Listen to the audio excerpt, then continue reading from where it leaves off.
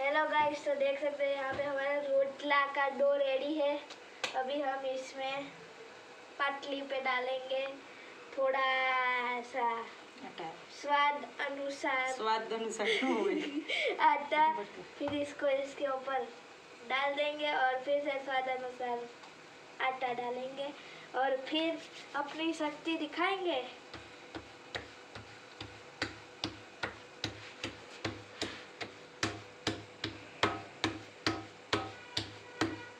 बाजरा रोटलो बने हूँ तो करे ने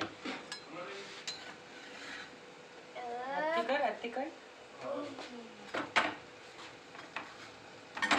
और यहाँ पे हमारा रिंगड़ा जिससे हम खाएंगे ओड़ा विथ कचरी। इसको अभी फाफड़ा जैसा कर देंगे हम।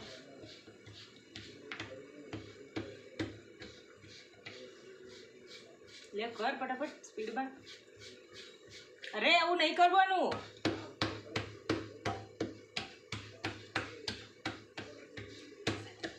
कैसा लगा मेरा रोटला की रेसिपी कमेंट बॉक्स में बताना हो।